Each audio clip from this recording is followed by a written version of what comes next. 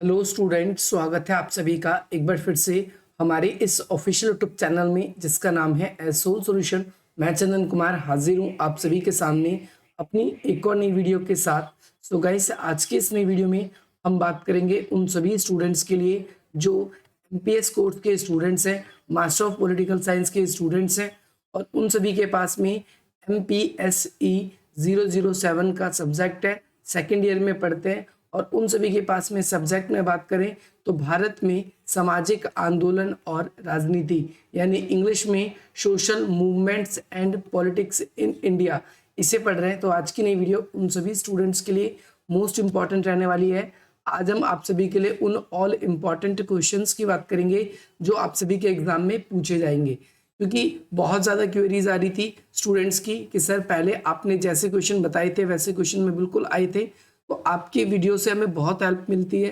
तो ऐसे सभी स्टूडेंट्स जो बार बार ही कमेंट कर रहे थे, तो उन सभी की डिमांड पर ये नई वीडियो हाजिर है। इसमें हम आप सभी के लिए MPSE 007 को डिस्कस करेंगे और इसमें हम भारत की बेसिकली वो सभी मूवमेंट्स या वो सभी आंदोलन जो इम्पोर्टेंट है उन सभी के बारे में चर्चा भी करेंगे और आपके एग्जाम में जितने भी इंपॉर्टेंट क्वेश्चंस पूछे जा सकते हैं उसको डिस्कस करने वाले हैं। तो चलिए स्टार्ट करते हैं। सबसे फर्स्ट क्वेश्चन आपकी स्क्रीन पर आ चुका है। वीडियो का फायदा ये मिलेगा कि आपको जितने भी क्वेश्चन समझाए जाएंगे वो बाईलैंग्वेज होगा, यानी वो इंग्लिश में भी होगा और वो हिंदी में भी होगा। जो इस वीडियो के PDF को डाउनलोड करना चाहते हैं वो डिस्क्रिप्शन बॉक्स में दिए गए लिंक्स को के थ्रू डाउनलोड कर सकते हैं। और उन सभी स्टूडेंट्स के लिए एक प्लस पॉइंट ये मिलेगा कि ये जो PDF है ये तो मिलेगा ही, लेकिन इसमें कुछ आंसर्स और भी होंगे जिनका PDF भी आप सभी को मिल जाएगा। तो जो डाउनलोड करना चाहते हैं डाउनलोड कर सकते हैं, जो ना करना चाहें वो यहाँ पर फ्री में देख सकते हैं। तो पहला क्वेश्चन आपकी स्क्रीन पर ये आ चुका है कि सामाजिक आंदोलन का क्या अर्थ है। पहले आपको डिफाइन करना है कि सामाजिक आंदोलन कहते हैं किसको है और वो हमारे लिए क्यों इम्पोर्टेंट है, क्यों हमारे लिए वो महत्वपूर्ण है या क्यों उनकी वैल्यूज है। ये क्वेश्चन अगर आपसे पूछा जाता है तो ये क्वेश्चन आपको एक्सप्लेन करना है। और इस क्वेश्चन में सबसे पहले हम ये एक्सप्लेन करेंगे कि सबसे पहले सामाजिक आंदोलन होता क्या है, किसे कहते हैं हम सामाजिक आंदोलन। तो पहली बात तो सामाजिक आंदोलन हम कह सकते हैं कि एक परिवर्तन लाने का प्रतीक है, या सामाजिक आंदोलन जब भी होता है समाज में तो एक नई परिवर्तन की मांग होती है और समाज के जो बहुसंख्यक लोग होते हैं उनके द्वारा ये जो मांग है वो रखी जाती है। तो यहाँ पर सामाजिक आंदोलन का अर्थ समझेंगे। सामाजिक आंदोलन ये एक सामान्य सी विचारधारा पर आधारित सामाजिक जो संरचना है उस व्यवस्था को बदलने के लिए, यानी समाज में जो व्यवस्था पहले से चली आ रही है उस व्यवस्था को बदलने के लिए जब लोग क्या करते हैं, संगठित होते हैं और अपनी मांग को रखते हैं सामने, सरकार के सामने या राज्य द्वारा बनाई जो भी ऑर्गेनाइजेशन होती है, संस्थाएं होती हैं, उनके उनके समक्ष जब अपनी उन मांगों को रखती है तो उसे हम आंदोलन का रूप देखते हैं। देखो, आंदोलन धीरे धीरे कई बार संघर्ष का भी रूप ले लेता है और इसी तरीके से हम आंदोलनों को दो प्रकार से कैटेगराइज भी करते हैं। पहले वैसे आंदोलन जो अहिंसक आंदोलन होते हैं और दूसरे वो जो हिंसक आंदोलन होते हैं। हिंसक आंदोलन की कैटेगरी में हम उन आंदोलन को रखेंगे जिसके अंदर लड़ाई झगड़ा, खून खराबा या फिर तनाव, आक्रोश अधिक देखने को मिलता है। वहीं दूसरी ओर जहाँ पर हम देखते हैं ऐसा आंदोलन जो कि बगैर हिंसा का हो वो क्या कहलाता है, अहिंसक आंदोलन, जिसमें हिंसा ना हो, केवल आप चाहे तो सत्याग्रह या फिर आमरण अनशन या जिस भी तरीके से आप क्या करते हो अपनी बात को सरकार के सामने या जो भी ऑर्गेनाइजेशन है उसके सामने रखने का प्रयास करते हैं। तो यहाँ पर अलग अलग विद्वानों ने परिभाषा दे रखी है, जैसे आपके ब्लूमर है, इन्होंने क्या कहा है, सामाजिक आंदोलन जो है रूढ़िवादी या जो रूढ़िवादी विचारधारा है उसको बदलने के लिए कम से कम एक हमारे पास में एक वेपन के रूप में ये काम करता है, आप ये कह सकते हो। अगला और भी विद्वान है जैसे मैरिल और आपका एल्ड्रेज, इनका कहना है सामाजिक आंदोलन समाज या उसके सदस्यों में परिवर्तन लाने या विरोध करने का एक सामूहिक प्रयास है। यानी जब समाज के अंदर हम कुछ परिवर्तन लाना चाहते हैं और हम संगठित होकर हम विरोध करते हैं तो ये सामाजिक आंदोलन कहलाता है। अब इसके अंदर आपसे ये भी पूछा जाता है कि इसकी क्यों क्यों इंपॉर्टेंट है, हमारे लिए क्यों जरूरी है। तो ये कई कारणों की वजह से हमारे लिए ज़रूरी है। जैसे सबसे पहली बात तो ये समाज में परिवर्तन लाता है, इसीलिए ज़रूरी है। समाज के अंदर जो रूढ़िवादी व्यवस्था सदियों से चली आ रही है उन व्यवस्थाओं को जो है, खराब व्यवस्थाओं को ख़त्म करके उनके जगह पर एक परिवर्तन लाने का प्रयास जो है ये क्या करती है, ये आप सभी को याद रखना है। सेकंड चीज आप सभी को ये भी याद रखना है कि सामाजिक परिवर्तन का जो ये क्या है, एक स्वरूप है, यानी आंदोलन मुख्य रूप से समाज के अंदर कुछ ना कुछ परिवर्तन लाने के उद्देश्य से ही इसको किया जाता है, और कई बार ये हिंसक और अहिंसक भी हमें देखने को मिलता है। दूसरी चीज ये हमारे लिए इम्पोर्टेंट इसीलिए है क्योंकि सामाजिक आंदोलन के जरिए हम एक पूरे जन समाज को क्या कर पाते हैं, संगठित कर पाते हैं। तो हम ये कह सकते हैं दूसरा पॉइंट कि सामाजिक आंदोलन का एक ये भी इम्पॉर्टेंट है, ये हमारे लिए ये भी जरूरी है कि समाज को संगठित कर पाता है, उनकी मांग जो है एक जैसे लोगों के अंदर ये मांग जो है या उनकी सोच जो है उसको प्रकट करने का भी प्रयास करता है। इसके अलावा सामाजिक आंदोलन जो होते हैं ये ऐसे आंदोलन होते हैं जो समाज की उन व्यवस्थाओं को सतत बनाए रखने में मदद करते हैं जो एक जैसे लोगों की सोच है। जैसे पहले पुराने रूढ़िवादी लोग थे तो वो अपने हिसाब से अपना जीवन जीते थे, लेकिन आज के ज़माने में जो लोग हैं वो अपने हिसाब से जीना चाहते हैं। इसीलिए जो पुरानी घटनाएं हैं, जो पुराने क्रियाएं हैं, उन सब का ये क्या करता है, विरोध करते हैं। तो यहाँ पर आप सभी को पता है 10 नंबर का ही क्वेश्चन है, तो आप इसके अंदर अपनी तरफ से भी जो आपने पढ़ा है उसको भी आप इसके अंदर ऐड करना चाहो तो ऐड कर सकते हो। नेक्स्ट क्वेश्चन है, दलित एवं पिछड़े आंदोलनों की राजनीतिकरण के क्या लाभ हुए, वर्णन कीजिए। यानी अगर आप देखोगे तो दलित आंदोलन वाला जो कॉन्सेप्ट है बहुत इंपॉर्टेंट है आप सभी के लिए, ये आपसे पेपर में बार बार ही पूछा जाता है, और ये आपसे यूनिट नंबर 7 जो आपकी बुक है इसके अंदर आपको देखने को मिल जाएगा। इसके अंदर देखेंगे राजनीतिकरण से लोगों को क्या फायदा हुआ है। तो जैसे पहले राजनीतिक रूप से इनको प्रतिनिधि इनके नहीं होते थे, तो जब से दलितों को अधिकार मिलने शुरू हुए तो वहां पर हम देखते हैं कि दलितों के प्रतिनिधित्व आ गए हैं, राजनीतिक स्तर उनका सुधर रहा है, शिक्षा के क्षेत्रों में वे आगे बढ़ रहे हैं। जो पहले उन्हें शिक्षा लेने नहीं दी जाती थी अब वो क्या हो रहे हैं, शिक्षा के अंतर्गत अपनी सर्वश्रेष्ठ या फिर बड़ी बड़ी उपलब्धियों को भी पा रहे हैं। तो यहाँ पर हम इस तरीके से कह सकते हैं जैसे भारत के अंदर स्वतंत्रता काल से पूर्व बहुत से ऐसे विद्वान रहे हैं, स्वतंत्रता काल से पूर्व ऐसे बहुत से विद्वान रहे हैं जिन्होंने अलग अलग समय पे दलितों को लाभ पहुंचाने के लिए या फिर उनकी स्थिति को समाज में सुधारने के लिए बहुत ज़्यादा प्रयास करे हैं। जैसे 1919 में से ही अगर हम देखें तो दलितों के लिए क्या किया गया है कि भाई 1919 के अंदर ये प्रावधान किया गया कि भाई दलितों के लिए पृथक निर्वाचिका की जाए, क्योंकि जो जन सामान्य लोग चुने जाते हैं वो दलितों के लिए कार्य नहीं करते, इसीलिए उन्हें दूषित समझा जाता है और उनके लिए कोई कार्य भी नहीं करता। तो ऐसा जरूरी है कि उनके लिए कोई कार्य करे, इसीलिए पृथक निर्वाचिका जो है उसको क्या किया गया, उसको कहा गया कि भाई लाया जाए। दूसरी चीज अम्बेडकर ने 1942 में अगर आप देखोगे तो अनुसूचित जाति और जनजाति के लिए एक संघ बनाया जिसका नाम है AISCF। अगर हम बात करें तो इसका पूरा नाम था अखिल भारतीय अनुसूचित जाति संघ, और इस संघ को बनाने का मूल उद्देश्य ये था कि भाई आगे चलकर इस संघ ने क्या किया, भारत के अंदर एक इंपॉर्टेंट पार्टी लेबर पार्टी को बनाया, और ये दल बेसिकली क्या थी, अलग अलग प्रकार के काम करती थी। बेसिकली जो समाज के दबे कुचले लोग हैं जिनकी स्थिति समाज में ठीक नहीं है, तो उन सभी को क्या करना है, उन सभी की स्थिति को सुधारने के लिए कार्य करती थी। ये आप सभी को याद रखना है। तो यहाँ पर कहीं ना कहीं इनको फायदा पहुंचा है, और आज़ादी के बाद में भी तुम देखोगे 1946 में चुनावों में, 1951 में चुनावों में कई बार इसे हार का सामना करना पड़ा। अंबेडकर को यह विश्वास दिलाया कि एक पृथक राजनीतिक दल आवश्यकता है जो अधिक व्यापक चुनावी रणनीति हो। यानी आज़ादी के टाइम पे ही जब हमने देखा कि 2 बार चुनाव हुए तो इस पार्टी को ज़्यादा सफलता नहीं मिली, तो यहाँ पर अंबेडकर जी को एक चीज़ का आभास हुआ कि भाई हमें जरूर एक अलग ही राजनीतिक पार्टी चाहिए जो क्या करे, वो दलितों के लिए कार्य करे। और आप देखोगे कि 1957 में, कब 1957 में भारतीय रिपब्लिक पार्टी जो है इसकी स्थापना की गई, और यह पार्टी जो है ये पहली पार्टी थी जिसने संविधान के मौलिक प्रावधानों को स्वीकार किया और अपने उद्देश्यों की प्राप्ति के लिए संसदीय लोकतंत्र के माध्यम से सौंध ली। लगभग 2 दशकों तक कार्य किया, महाराष्ट्र में कुछ हद तक, उत्तर प्रदेश में भी कुछ हद तक ये सामाजिक परिवर्तन लाने में बिल्कुल इसने अच्छा काम किया। इसके बाद में आगे चलकर हम देखते हैं और भी कई सारी राजनीतिक पार्टियां बन जाती है।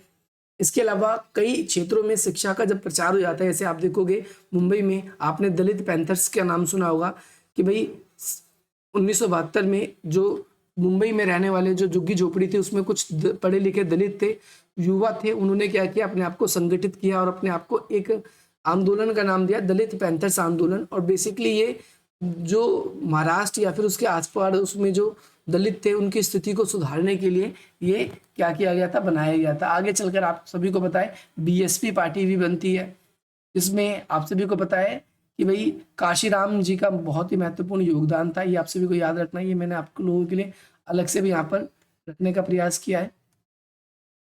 जैसे आप यहाँ देखोगे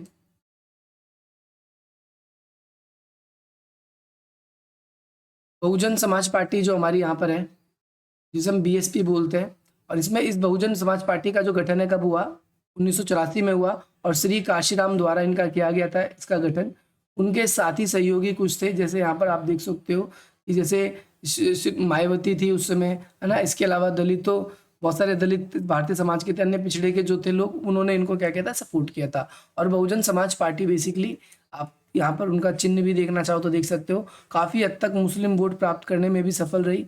प्रारंभ में ये दल थोड़ा सा इसको अलग थलग इसने रहा, लेकिन ये ज़्यादातर अपने हिंदुओं के साथ संपर्क साधना नहीं चाहती थी, परंतु बाद में इसने अपनी रणनीति बदली, क्योंकि राजनीति के अंदर आपको पता है बहुत सारे लोग ऐसे थे जो हिंदू समाज के अंदर तो थे लेकिन हिंदू समाज से दुखी थे। उन लोगों से भी ये क्या चाहती थी, समर्थन चाहती थी, क्योंकि गांव देहात के इलाकों में आप जाओगे तो वहां पर आज भी आपको बहुत भेदभाव देखने को मिलता है। तो ये जो निचली जातियां थी उनको एक अच्छी तरीके से उनकी स्थिति को सुधारने में कहीं ना कहीं इनकी भूमिका रही। अगर आप देखोगे 2004 का जो चुनाव, आम चुनाव हुआ, उसमें बहुमत समाज पार्टी है उसको 16% सीटें मिली।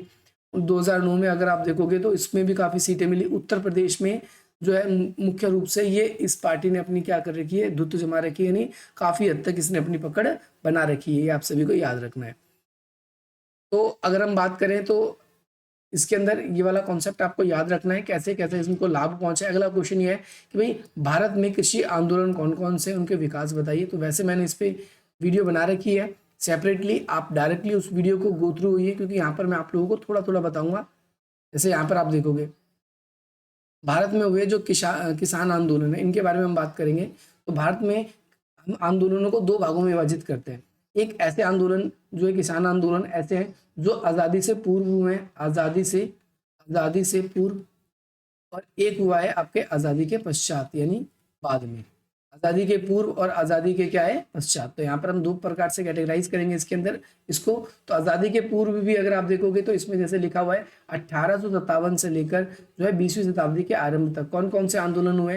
जैसे यहाँ पर आप देखोगे कई सारे आंदोलन है, डायरेक्टली आंदोलन, क्योंकि 10 नंबर का क्वेश्चन आएगा, आप लोगों को ज़्यादा इसमें परेशान नहीं होना। जैसे बंगाल का जो है विप्लव, बंगाल रेवल्ट आप कहते हो, ये स्थायी बंदोबस्त, जब बंगाल के अंदर क्या किया गया था, इस्तमरारी बंदोबस्त लागू किया गया था, तो जमींदारों से ज़मीनें जो है फिक्स कर दी गई थी कि भैया हमें इतना टैक्स चाहिए, अगर आप टैक्स नहीं दोगे तो आपकी ज़मीनें नीलाम की जाएगी। और बंगाल में ज़्यादातर जो है जूट की पैदावार ज़्यादा होती थी, तो उस समय जूट की मांग भी बहुत ज़्यादा थी। तो ज़मींदार लोगों ने क्या किया, किसानों से कई तरीके से अनुचित कर वसूलने शुरू कर दिए, और इस वजह से किसान जो थे वो काफ़ी गरीब हो गए, ऋणग्रस्त हो गए, उनके हाथों से उनकी ज़मीन जाने लगी, पशु भी जाने लगे। और इस वजह से भाई 1870 के टाइम पे हम देखते हैं किसान जो बंगाल के थे मजबूरन उन्होंने विद्रोह करना पड़ गया, और हज़ारों किसानों ने कर देने से मना कर दिया। बंगाल के कई प्रदेशों में लोग संथालों के इलाकों में अराजकता फैल गई। संथाल जो है ये एक आदिवासी कबीला ही है जो बेसिकली कृषि वगैरह करते थे। सरकार ने किसानों के विद्रोह के दबाने के लिए सख्त कदम आदेश उठाने का दिया। अंग्रेजों ने देखा कि उस समय जो भी आदेश दिया गया, उधर से भी सामने से भी क्या किया भाई, स्थानीय लोगों ने भी जो आंदोलन करे तो उन्होंने भी बिल्कुल टक्कर दी, उनकी आंख खुल गई, और इस वजह से आगे चल के एक आंदोलन, बंगाल का आंदोलन देखते हैं। अगला है मराठा आंदोलन। आप देखोगे कब, 1857 में महाराष्ट्र में भी किसानों ने बगावत करी, और ये काफ़ी हद तक बेसिकली क्यों हर टाइम पे आंदोलन हुआ है, बेसिकली ये है कि वहाँ के जो महाजन थे, जजमान थे, यानी वहाँ के जो अमीर लोग थे, वो क्या करते थे, लोगों को ऋण देते थे और उनकी ज़मीनों पे धीरे धीरे कब्जा कर लेते थे। बेसिकली यहाँ के लोग ऐसा नहीं चाहते थे, ये चाहते थे कि भाई जब मराठाओं अंग्रेज धीरे धीरे क्या कर रहे थे कि भाई मराठाओं की जो ज़मीनें थी उस पर अपना नियंत्रण धीरे धीरे करते जा रहे थे, और ये वहाँ के जो स्थानीय लोग थे वो बिल्कुल नहीं चाहते थे। वो चाहते थे कि भाई अंग्रेजी शासन जो है वो समाप्त हो जाए, तो भैया हम क्या करें, हम इन क्षेत्रों पर हमारा नियंत्रण हो जाए, ठीक है। लेकिन वो लोग ऐसा नहीं चाहते थे, इस वजह से जैसे और भी आंदोलन कई सारे में। तो इसके अलावा पंजाब में भी आंदोलन हुए हैं। पंजाब में भी आप देखोगे 1890 के टाइम से 1900 तक किसानों में पंजाब के किसानों ने भी आंदोलन किए और पंजाब के किसानों ने ऊंचे जो टैक्स थे उनसे काफ़ी परेशान थे, ऋण दर से परेशान थे और इस वजह से उन्होंने विद्रोह कर दिया। हर जगह पर विद्रोह का मूलभूत कारण जो है आप कॉमन ही देखोगे और उसमें यही बात कही जाएगी कि भाई किसानों से अधिक कर वसूला जाता था, इसीलिए किसान परेशान थे और वो कर नहीं देते थे।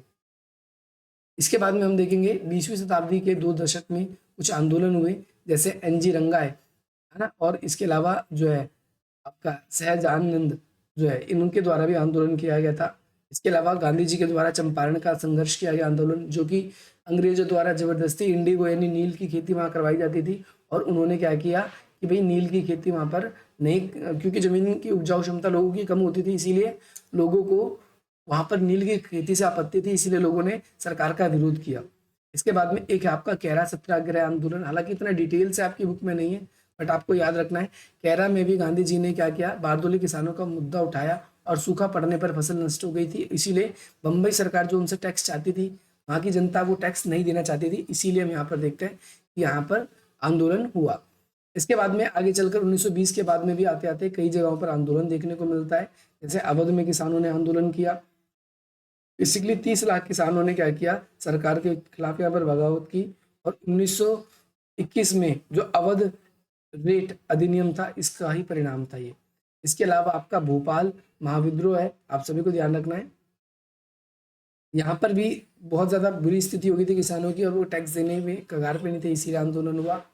ऐसे कई सारे आंदोलन है। आज़ादी के बाद के आंदोलन आपसे कई बार पूछे जाते हैं, तो आज़ादी के बाद में क्या क्या है, तेलंगाना कृषक आंदोलन, तेलंगाना कृषक आंदोलन और एक ये तेभागा कृषक आंदोलन, ये दोनों आपको याद रखना है।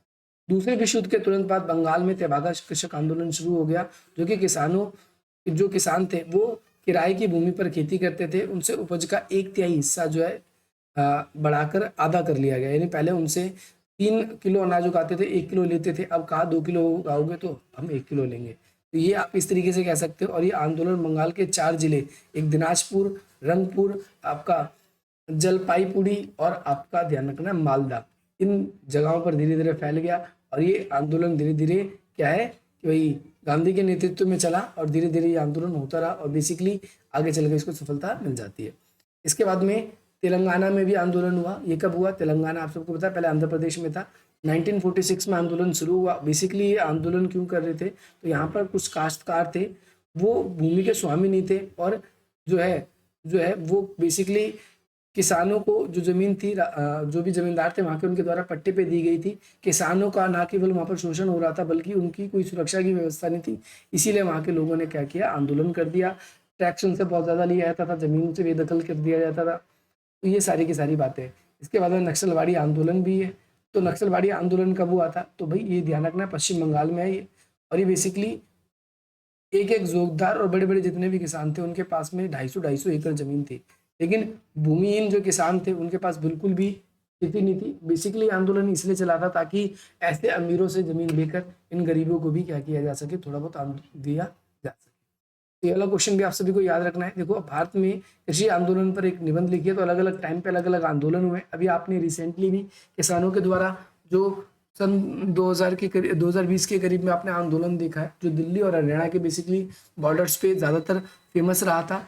और इन किसानों की हर बारी डिमांड्स की हम बात करें तो डिमांड बेसिकली कॉमनली यही रहती है कि भाई इनकी या तो इनकी इसकी फसलों का बीमा हो जाए। बेसिकली एक फिक्स अमाउंट पे ये खेती करते हैं, जो उनको वो फिक्स अमाउंट मिले, प्रॉफिट ज़्यादा मिले, क्योंकि बिचौलिए किसान ट्रांसपोर्ट इन पे ही इनका इतना खर्च हो जाता है कि इनको फ़ायदा नहीं होता। बहुत सारे लोग किसान खेती छोड़ रहे हैं और भारत जैसे देश के लिए काफ़ी बुरी बात है। इसके अलावा भारत में हुए महिला आंदोलन, ये बहुत इंपॉर्टेंट क्वेश्चन है। एक तो किसान आंदोलन भी बहुत इंपॉर्टेंट है, ध्यान रखना है, और महिला आंदोलन भी इंपॉर्टेंट है। ये दोनों पूछे ही रहा है, लगभग सभी पेपर में आपसे पूछा जा रहा है। तो भारत के अंदर जो महिला आंदोलन है इसके बारे में बात करेंगे।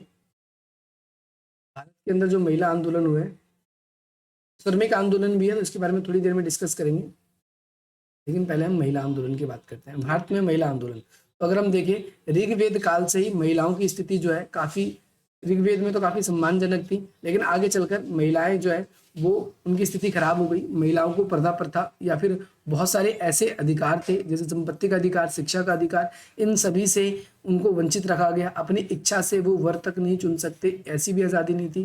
और पिता की निधन के बाद में केवल जितनी भी संपत्ति होगी उस पर केवल पुत्रों को ही अधिकार मिलेगा, पुत्रियों को कोई अधिकार नहीं मिलेगा। तो ये सब के सब हम देखते हैं महिलाओं के साथ में बहुत भेदभाव किया जाता था। और साथ ही साथ में यहाँ पर ऐसे बताया गया है कि भाई यहाँ पर बताया गया है कि राज्यों का जो मुखिया था वो राजा ही होता था, यानी पुरुष ही होता था। पुरुष ही हमेशा पैतृक वंशज के रूप में माना जाता था और महिलाओं की स्थिति धीरे धीरे आने वाले समय के साथ में क्या हो गई, खराब हो गई। ध्यान रखना है, महर्षि जो थे जिनका नाम था याज्ञवल्क्य, इनकी दो पत्नी थी, एक का नाम मैत्रिया था और दूसरे का नाम आपका कात्यायनी था। इन का होना इस बात का प्रमाण है कि बहुपत्नी विवाह प्रचलित थी, यानी एक पत्नी जो है एक से ज्यादा पति से शादी नहीं कर सकती, लेकिन एक पति जो है वो, यानी एक पुरुष जो है वो कितनी भी शादी कर सकता है। तो यहाँ पर महिलाओं को भी चॉइसेस नहीं है, पुरुषों को अधिक चॉइसेस है। तो लेकिन हम देखते हैं कि महिलाओं की स्थिति सुधारने के लिए कई सारे आंदोलन हुए और वो अलग अलग काल में हुए। जैसे 19वीं शताब्दी में 3 बड़े आंदोलन भारत में हुए और जिससे महिलाओं की स्थिति जो है वो सुधारी जा सकती है। ठीक है, सबसे पहला अगर हम बात करेंगे तो सबसे पहला ब्रह्म समाज था, दूसरा था, आप सभी को ध्यान रखना है, थियोसेफी, और तीसरा है आर्य समाज। ब्रह्म समाज की स्थापना 1828 में राजा राम मोहन राय ने की थी और ब्रह्म समाज ने जो आंदोलन छेड़ा उसके फलस्वरूप 1829 में ही सती प्रथा गैर कानूनी घोषित कर दिया गया। यानी महिलाओं की स्थिति पहले इतनी खराब थी कि महिलाओं को उनके पति की मृत्यु के बाद में सती होना पड़ता था।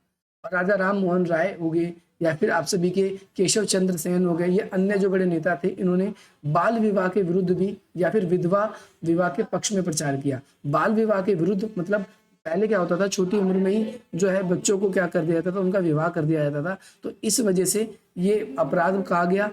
दूसरी चीज, विधवा विवाह के पक्ष में थे, पहले विधवाओं का जीवन जीना पड़ता था अगर किसी स्त्री की पति की मृत्यु हो जाती थी। तो यहाँ पर हम देखते हैं कि महिलाओं की स्थिति यहाँ पर सुधारने के लिए कुछ काम किए गए, जिसमें सबसे पहले भाई सती प्रथा पे रोक, बाल विवाह के विरुद्ध बात आना, विधवा विवाह की बात हुई है।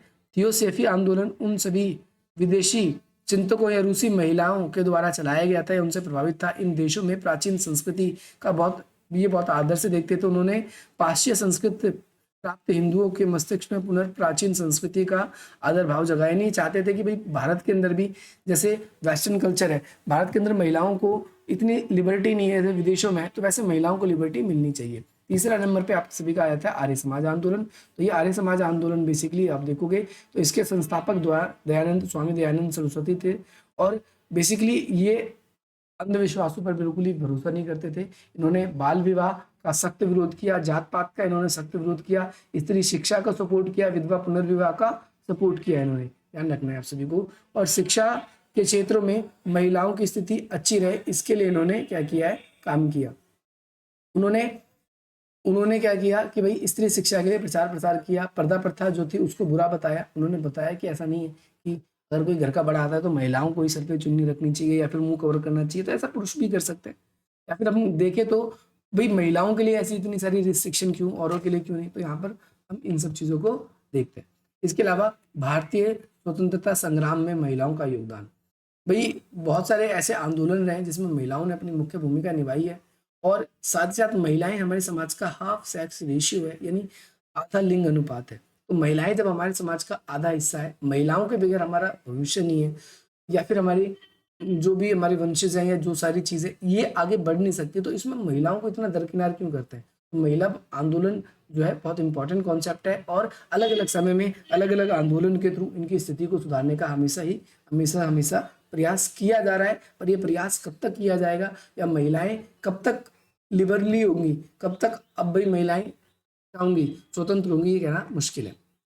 जैसे समकालीन समय में भारत में कई सारे आंदोलन हुए। अब जैसे हम यहाँ पर बात करेंगे महिला आंदोलन के लिए, तो यहाँ पर 1947 से लेकर 1970 तक कई सारे आंदोलन है। जैसे 1947 भारत आज़ाद हो चुका था और विभाजन के कारण हमने देखा कि भाई महिलाओं पर इसका नकारात्मक प्रभाव पड़ा था। क्लास 12th में आपने इसके बारे में पढ़ा होगा।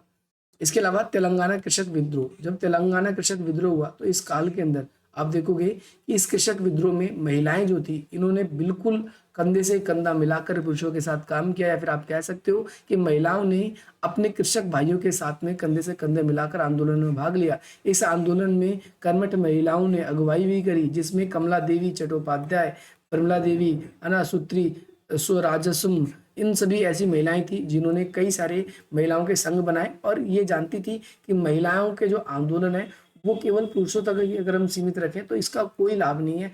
महिलाओं को भी उनकी स्थिति खराब है तो उनको आगे निकल के आना चाहिए। इसके अलावा भूदान आंदोलन, आप सभी ने विनोबा भावे का नाम सुना होगा। जयप्रकाश नारायण के नेतृत्व में भूदान आंदोलन चला। बेसिकली ये क्यों था कि ऐसे लोग जो काफ़ी ज़्यादा प्रॉपर्टी राइट्स था, जिनके पास में बहुत ज़्यादा संपत्ति थी, उनके हाथ में केवल प्रॉपर्टी ना रहे, उनकी भूमियों को औरों को भी दान किया जा सके, ताकि ऐसे लोग क्या कर सके, वो अपनी स्थिति को सुधार सके। तो ये नेता टूटे हृदय को भारत के साथ जोड़ना चाहते थे। हर ग्राम, हर प्रदेश की जनता को सामाजिक चेतना जताना चाहते थे।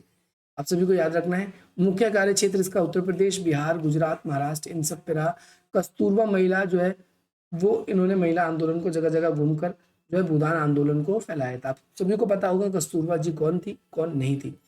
महिला उत्थान के लिए बनाए गए कई सारे अधिनियम, जैसे आप देखोगे 1954 में जो है विशेष विवाह अधिनियम, ये कहा गया कि भाई अंतरधर्मी विवाह को वैधता प्रदान की गई और वैवाहिक विच्छेद का अधिकार दिया गया। हिंदू विवाह अधिनियम 1955 आया, जिसमें पति द्वारा दूसरा विवाह करने और बलात्कार के अपराध होने की दशा में पत्नी को विवाह विच्छेद का अधिकार दिया गया। यानी हम यहाँ पर हम देख सकते हैं कि भाई पति हिंदू जो है वो क्या नहीं कर सकता, दूसरा विवाह नहीं कर सकता जब तक उसकी परमिशन ना हो। तो ऐसे ऐसे कई सारे। इसके अलावा 1961 में दहेज निरोध कानून आया, यानी निरोधक कानून आया। बेसिकली ये कैसा कानून था, तो भाई ड्यूरी सिस्टम समाप्त हो जाए, इसीलिए महिलाओं की स्थिति को सुधारने के लिए। इसके अलावा महिला विकास के लिए कई सारे आंदोलन किए गए। जैसे देखोगे 1961 में पंचायतों के अंदर कुछ बेसिकली बात रखी गई, इसमें महिलाओं की स्थिति सुधारी जा सके, जैसे शिशु मृत्यु दर है उसको कैसे सुधारी जा सके। ये क्यों हो रहा है, ये सब पता लगाने के लिए, क्योंकि ग्रामीण इलाकों में महिलाएं जो थी अभावग्रस्त थी, उन्हें अच्छे अस्पताल नहीं मिलते थे। महिलाएं जो है वो अपना सही से ट्रीटमेंट नहीं करवा पाती थी, या फिर जो बुनियादी चीज़ें महिलाओं को आवश्यकता अनुसार मिलनी चाहिए वो सारी नहीं मिल पाती, जिस वजह से महिलाओं की मृत्यु होती थी। तो महिलाओं के विकास के लिए, परिवार कल्याण के लिए, इसके लिए भी हम इसके अंदर देखते हैं। इसके बाद में आगे चलकर नक्सलबाड़ी आंदोलन हुआ, ये पश्चिम बंगाल में था और बेसिकली ये कृषि प्रधान आंदोलन था। इस आंदोलन में बेसिकली चीन के राष्ट्रपति जो थे माओ त्से तुंगी, उनके जो मार्क्सवादी अंधे भक्त थे, तो उन सभी ने इसके अंदर क्या किया था, मुख्य भूमिका निभाई थी। और बेसिकली जो महिलाएं थी, वो महिलाएं भी इसके अंदर क्या थी, शामिल थी। आप सभी को याद रखना है।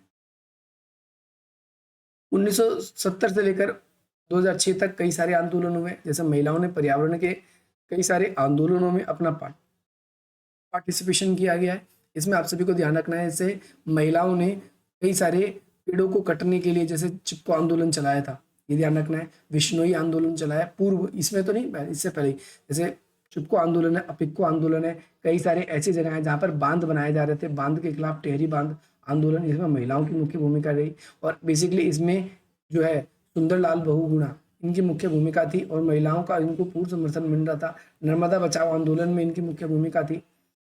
तो ये ध्यान रखना है आप सभी को, जब सरदार सरोवर परियोजना चलाई गई थी उसके तहत नर्मदा बचाओ आंदोलन चलाया गया, क्योंकि नर्मदा नदी पर डैम बनने थे और उसकी वजह से बहुत सारे लोगों को क्या करना था, एक जगह से दूसरी जगह पर विस्थापित करना था। तो इसके बारे में भी हम बात करेंगे। मदिरा पान के विरुद्ध में महिलाएं ने इसलिए भी आंदोलन किया है कि भाई बहुत सारे शराबखोरी विरोधी आंदोलन, क्योंकि महिलाओं के जो पति थे उन्हें शराबों की आदत लगवा दी गई थी और उनको मानसिक और शारीरिक रूप से वो सब कमजोर हो रहे थे। घर में घरेलू हिंसाएं बढ़ रही थी। इन सभी हिंसाओं को देखते हुए, रोकने की कोशिश में क्या किया गया, महिलाओं के द्वारा क्या किया, शराब विरोधी या फिर जो नशीले मादक पदार्थ है उनके विरुद्ध में क्या किया गया, कई आंदोलन चलाए गया। इसके अलावा बिहार के अंदर भी जो आंदोलन हुए, तो ऐसे कई सारे आंदोलन है, जिसमें चिपको आंदोलन आपको पढ़ना ही पढ़ना है। चिपको मूवमेंट मैंने वैसे पढ़ा रखा है आप सभी को, जरा पढ़ाना ही पड़ेगा क्योंकि कुछ बच्चे भूल चुके होंगे। चलो ठीक है, चिपको आंदोलन बता देते हैं। तो चिपको आंदोलन ध्यान रखना है आप सभी को। इसमें महिलाओं ने क्या किया था, पेड़ों से अलंगित हुई थी, पेड़ों से चिपक कर ये पेड़ों को बचाने की इन्होंने एक अलग ही मुहिम चलाई थी, जिसमें हम देखते हैं कि इनमें इन्होंने बेसिकली कहा था कि इस आंदोलन में पहली बार जो है काफ़ी जोरदार उठाई गई और इन्होंने कहा वन हमारी माँ है, और क्या है बेसिकली ये हम अपनी माँ की जो क्षति है वो बिल्कुल भी नहीं होने देंगे। इस आंदोलन में बहुत सारी बातों को हमारा इस ओर खींचा कि जो हरित सतह है वो लिप्त होती जा रही है, यानी जो हमारी ग्रीनरी है वो खत्म होती जा रही है। तो उस ग्रीनरी को बचाने के लिए हमें क्या करना पड़ेगा, काम करना पड़ेगा। हमारे बहुत सारे वन्य जीव जंतु हैं वो लुप्त हो रहे हैं, उसके लिए हमें काम करना पड़ेगा, है ना। हमारी लकड़ी, औषधि, जड़ी बूटी जो हमें पेड़ों से मिलती है वो सारी की सारी धीरे धीरे खत्म होती जा रही है। या फिर जो वन्य उपज है वो धीरे धीरे खत्म होता जा रहा है। तो चिपको आंदोलन बेसिकली हुआ कब था? 1970 के दशक में शुरू हुआ और सुंदरलाल बहुगुणा ने इसमें मुख्य भूमिका निभाई थी। साथ ही साथ जो ग्रामीण इलाके थे, पहाड़ी इलाकों की, उन महिलाओं ने, उत्तराखंड में बेसिकली हुआ था। उत्तराखंड में जो ये आप सभी का गढ़वाल का जो आपका कुमायूं क्षेत्र है, वहाँ पर ये आंदोलन फैला था। और ये आंदोलन धीरे धीरे, ये आंदोलन जो है धीरे धीरे न केवल इस क्षेत्र तक सीमित रहा, ये और क्षेत्रों में भी धीरे धीरे फैलने लगा। बेसिकली यहाँ पर रैनी गांव था, यहाँ पर कुछ अंगू के पेड़ थे। इन पेड़ों को काटने के लिए महिलाएं गई थी और वहाँ पर उन्हें जंगलों में घुसने से वन विभाग के अधिकारियों ने मना कर दिया और उन्होंने कहा कि भाई आप वनों में नहीं घुस सकते, आप पेड़ नहीं काट सकते। इस वजह से उन्हें बाहर निकाल दिया गया। और कुछ समय बाद ही वहाँ के स्थानीय लोगों ने देखा कि एक स्पोर्ट्स कंपनी थी जिसे क्या किया गया, पेड़ काटने के लिए ठेका दे दिया। इन्हें तो मना कर दिया लेकिन दूसरों को ठेका दे दिया। और इस वजह से वहाँ के जो स्थानीय लोग थे वो थोड़े भड़क गए और वहाँ की जो महिलाएं थी स्पेशली, वो पेड़ों से चिपक गई और ठेकेदार जो भी थे उन्हें पेड़ काटने से रोकने लगा। बेसिकली पेड़ों से चिपक कर या फिर पेड़ों से इन्होंने आलंगित करके इन्होंने क्या किया, इस आंदोलन को आगे बढ़ाया था। ये आप सभी को याद रखना है। अब इसके अंदर भाई इन्होंने कुछ इन्होंने अपनी डिमांड्स भी रखी थी, तो आप इन डिमांड्स को भी देख सकते हो। जैसे इसके अंदर इन्होंने कहा था कि भाई शुद्ध हवा हमारा अधिकार है ना, या फिर पेड़ जो स्थानीय है ये हमारे सदियों से हम इनका यूज करते आए हैं, तो आप पे इसका अधिकार कैसे हुआ, हम पे इसका अधिकार होना चाहिए। रहने गाँव में ये भाई जो है गढ़वाल इलाका जो था, बेसिकली ये काफ़ी तेज़ी से आंदोलन फैला और ये आंदोलन धीरे धीरे न केवल एक क्षेत्र तक और जगहों तक फैल गया। अब यहाँ पर बेसिकली क्या हुआ, क्या परिणाम निकला? तो यहाँ पर परिणाम ये निकला कि भाई जो ऊंचाई इलाके वाले थे वहाँ पर जंगलों को काटने पर रोक लगा दी। पहली बात, ठेकेदार और साहूकार ने लोगों को नशीले पदार्थ की आदत लगवा दी थी और बेसिकली उनका शोषण कर रहे थे। यानी जो महिलाएं थी उनके पतियों को तो शराबों की उन्होंने आदत लगा दी और शराब पिलाकर उनसे अधिक से अधिक काम करवाते थे। और पुरुष भी खुश, महिलाएं लेकिन देखती थी घर में हिंसाएं हो रही है, बच्चों को एजुकेशन अच्छी नहीं मिल रही है, पति जो है पैसे नहीं मिल रहे तो घर में चोरी भी कर रहे हैं। तो इस तरीके से बहुत सारी प्रॉब्लम उस समय हमें देखने को मिलती है। चिपको आंदोलन से प्रेरित होकर देश में कई और भागों में ऐसे वृक्षों को काटने के लिए, भाई बचाने के लिए कई आंदोलन किए गए। जैसे विश्नोई आंदोलन है, इससे पहले हुए थे। और वृक्षों को काटने के लिए एक और अपिक्को आंदोलन हुआ था जो कि कर्नाटक में सेम इसी तरीके से हुआ। एक है टहरी बांध आंदोलन। अभी टहरी बांध आंदोलन क्या है? तो टहरी एक बांध है, इस बांध के निर्माण के खिलाफ में 1972 में ये आंदोलन शुरू हुआ। बेसिकली भागीरथी और उसकी जो सहायक नदियां हैं उनके ऊपर एक विशाल बांध बनाने का योजना बनाया गया। और बेसिकली ये योजना इसलिए बनाई गई थी ताकि इस जल का जो पानी है, भागीरथी जो है नदी, इसका जल का पानी है, इसको मल्टीपर्पज़ के लिए यूज़ कर सके, जैसे विद्युत बना सकें, यहाँ पर मछली उत्पादन कर सकें। और जो पानी बेसिकली आगे चलकर समुद्र में जो क्या हो जाता है, खारा हो जाता है, इस पर नहर हम बना देंगे बांध बनाने के बाद में। और ऐसे शुष्क इलाके जहाँ पर पानी नहीं पहुँच पाता, ऐसे इलाकों में भी हम जल को उपलब्ध कराने की कोशिश करेंगे। तो बेसिकली परियोजना ये थी यहाँ पर। और यहाँ पर लेकिन जो स्थानीय लोग थे उन लोगों ने कहा कि बिल्कुल ऐसा नहीं करने देंगे क्योंकि ये हमारी जीविका का सोर्स है, अगर आप इस पे बांध बना लोगे तो हमें ये क्षेत्र भी छोड़ना पड़ जाएगा और हम कैसे अपनी जीविका को चलाएंगे। इसीलिए यहाँ के लोगों ने क्या कर दिया, विरोध कर दिया। इस आंदोलन में भी सुंदरलाल बहुगुणा ने जो मुख्य भूमिका निभाई थी और बेसिकली जो बांध से निकल होने वाले जो दुष्परिणाम हो सकते हैं उनके बारे में इन्होंने यहाँ पर वर्णन किया था। इसके बाद में नर्मदा बचाओ आंदोलन है, आप सभी को पता है सरदार सरोवर बांध परियोजना आई थी, ये कब आई थी? 1971 में। और बेसिकली और इसके तहत लगभग आप देखोगे कि काफ़ी दशकों तक, यानी 2-3 दशकों तक लगभग ये क्या रहा कि भाई कोर्ट में केस भी चला और आगे चलकर 31 मार्च 2006 में सरदार सरोवर बांध जो है वो क्या हो चुका था, 110 मीटर ऊंचाई पर पहुंच चुका था। और मुख्य रूप से बांध के खिलाफ ये आंदोलन था क्योंकि वहाँ के लोगों का कहना था, जैसे मेघा पाटेकर थी, इन्होंने इसमें मुख्य भूमिका निभाई थी। और ये इनका कहना था कि भाई ये जो डैम बनाया जा रहा है, इस डैम की वजह से बहुत सारे लोग, स्थानीय लोग हैं, जिनको अब अपने इन आवासों को छोड़ना पड़ेगा क्योंकि वहाँ पर लगभग 50,000 लोगों को विस्थापित किया जा रहा था। लगभग 250 गाँव थे जिन्हें एक जगह से दूसरी जगह भेजा जा रहा था। अब उनको जब नई जगह भेजा जा रहा था तो ये कहना मुश्किल था कि वहाँ पर जब ये जाएंगे तो वहाँ पर उनका जो रोजगार था वो ठीक उसी प्रकार का मिलेगा ही नहीं, उस तरीके से चलेगा ही नहीं चलेगा, ये कहना मुश्किल है। तो ये सारे के सारे आंदोलन आप सभी को याद रखना है। नेक्स्ट क्वेश्चन है, भारत में जो सामाजिक और संस्कृति पर वैश्वीकरण के क्या प्रभाव पड़े हैं? तो भाई ये तो जनरल क्वेश्चन है। भारत की समाज पर और संस्कृति पर वैश्वीकरण के कई सारे प्रभाव पड़े हैं। जैसे आज के बारे में बात करें तो महिलाएं, उनके ऊपर काफ़ी बुरा प्रभाव पड़ा है। जैसे महिलाएं जो है उनकी संस्कृति जो है, या फिर हम कहें कि भाई महिलाएं जो है उन्हें एक शो पीस के रूप में आज के ज़माने में समझा जाता है। ठीक है, भारत की जो भाषा थी, संस्कृत भाषा, वो बिल्कुल भुलाते जा रहे हैं। खैर वो तो काफ़ी लंबे समय से लोग बाग नहीं उसको चलन में कर रहे, लेकिन हिंदी भाषा को भी अब आजकल प्राथमिकता नहीं दी जा रही है। इसके अलावा हम वेस्टर्न कल्चर को काफ़ी फॉलो करने लगे हैं, ना केवल रहन सहन में, खान पान में और उनके हिसाब से पढ़ाई, एजुकेशन, उन सब चीज़ों में। महिलाओं के ऊपर वेस्टर्न चीज़ों की छाप दिखती है, पुरुषों के ऊपर देखने को मिलता है हमें। तो यहाँ पर हम कहीं ना कहीं वैश्वीकरण का हम इसका दुष्परिणाम ही देखते हैं। इसके अलावा आगे हम देखते हैं कि जो वैश्वीकरण है इसका एक कल्चरल इम्पैक्ट ये भी है कि अमेरिका का जो ब्लू जींस है वो पूरी दुनिया में फेमस होता जा रहा है। अमेरिका का फूड है या जो चाइनीज़ फूड है, विश्व के दूसरे देशों का जो फूड है वो दूसरे देशों में काफ़ी पॉपुलर होता जा रहा है। तो यहाँ पर वो अपनी संस्कृति को नए देशों तक पहुंचाते जा रहे हैं। नेक्स्ट क्वेश्चन आप सभी की स्क्रीन पर है, नए सामाजिक आंदोलन और जो पुराने सामाजिक आंदोलन है, ये भी वही भी बहुत इंपॉर्टेंट क्वेश्चन है।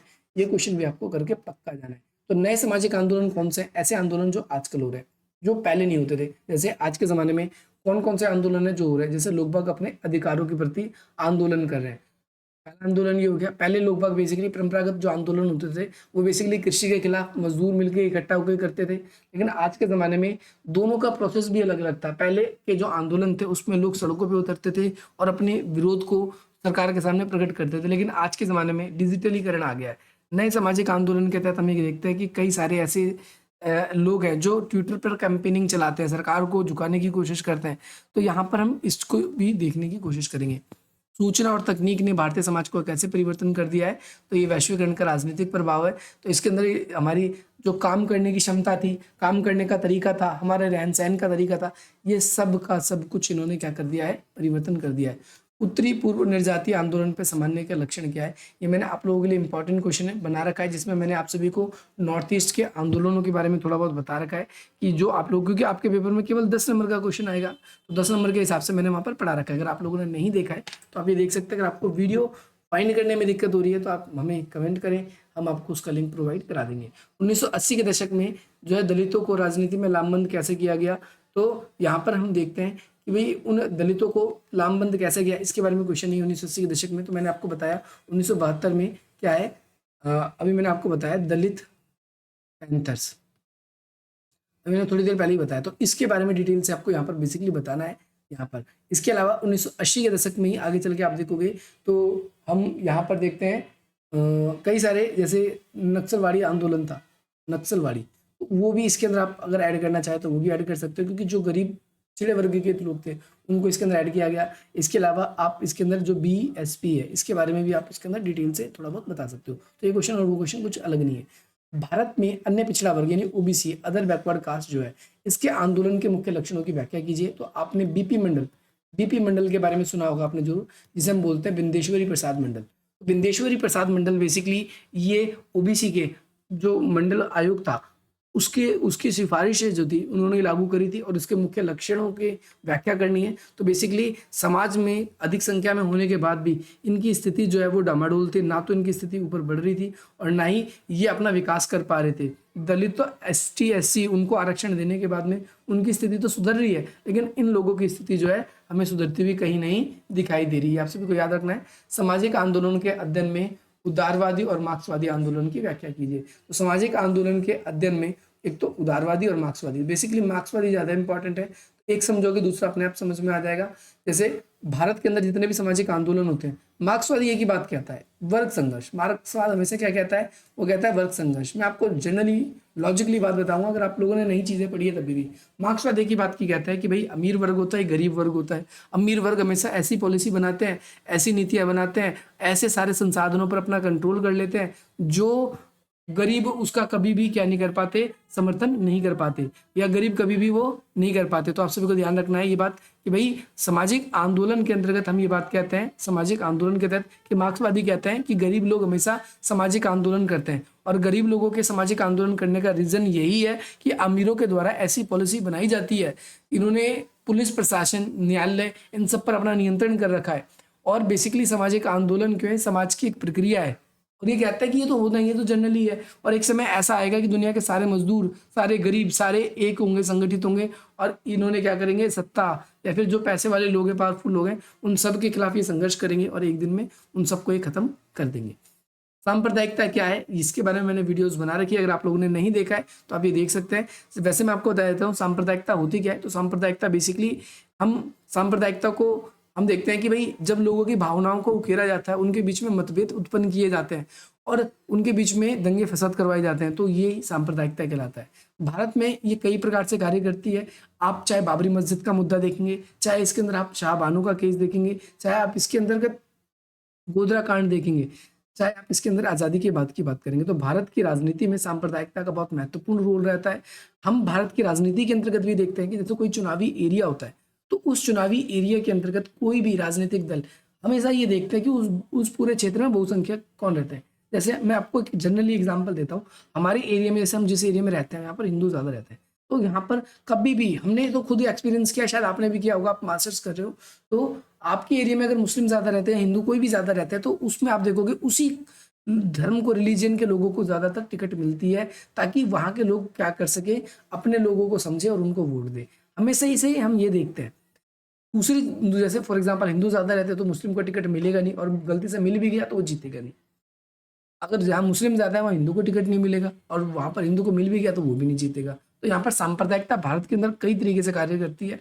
शाहबानो का केस है, उसमें आपको पता ही है कि भाई कि एक महिला थी जिसके पति ने उसको तलाक दे दिया था, और जिसके बाद में उसने अपने पति से जो है गुजर भत्ते की डिमांड करी थी, और आगे चलकर तुमको पता है कि भाई कि 3 तलाक का मुद्दा भी इससे थोड़ा जुड़ जाता है। और आगे चलकर हम एक और बाबरी मस्जिद वाली बात करें तो उसके अंदर भी हम देखते हैं भारतीय राजनीति में मुख्य भूमिका निभाती है। और गोधरा कांड, अगर आपको नहीं भी पता इसके बारे में तो क्लास 12th की बुक या फिर जनरली गोधरा कांड के बारे में थोड़ा बहुत सुन लेना, बाबरी मस्जिद के बारे में सुन लेना, आपको इसका कंप्लीट आंसर मिल जाएगा।